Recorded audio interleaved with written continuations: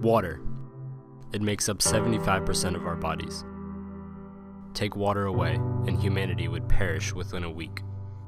Water is the most vital substance to a human body, yet it is because of us humans that nearly 50% of all stream miles, lakes, bays, and estuaries are unsuitable for use due to pollution.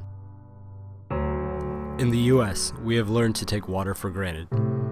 Faucets, bottled water, and flush toilets all reinforce the same idea.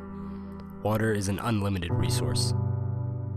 But step outside to our local waterways, and their diminishing condition tells a different story. Water pollution kills marine life, destroys ecosystems, and disrupts an already fragile food chain. And animals are not the only ones that suffer the negative effects of water pollution. Without clean water and clean air, we cannot live. Now, what chance are we giving children to grow up and flourish if we can't protect the rivers and bays that they swim in and the water that they drink? Congress, it's time to take charge of the situation. You have the power to take action against water pollution in the US and help protect one of our most vital resources.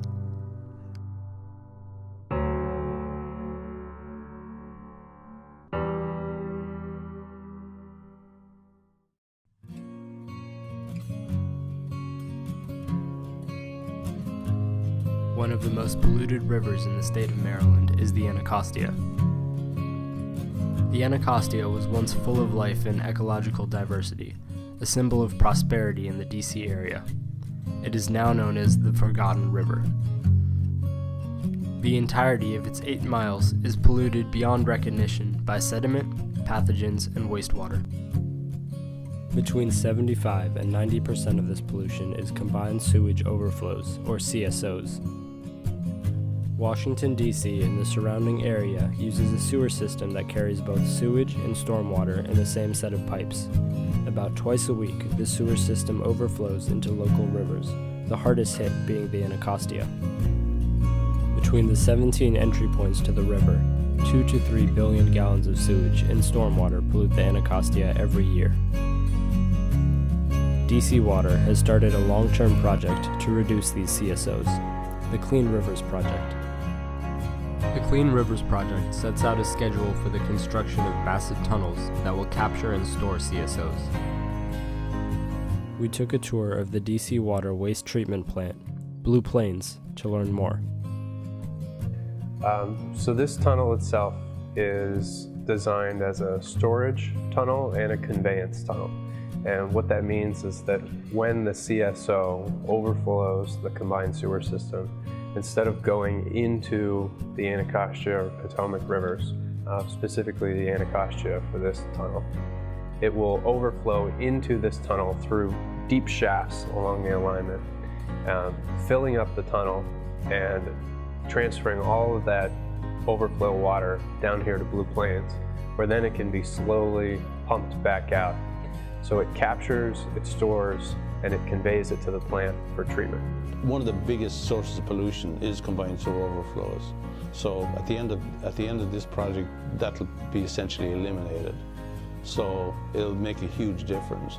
Instead of overflowing 70 or 80 times a year, which is more than once a week, it'll overflow twice per year, which will make a huge difference to the river. There's major combined sewer overflows going out there twice a week, so it's unsafe to be on the river during those periods. There's high levels of bacteria, people get sick, so the Clean Water, the Clean Rivers Project will fix that, 98%. It reduces the overflows to the Anacostia by 98%. When fully implemented, this project is expected to help take the Anacostia River off the list of impaired waterways in the U.S. But DC is not alone in its struggle for clean water. When it rains, raw sewage, industrial effluent, and stormwater come pouring into the harbor. We need to stop that.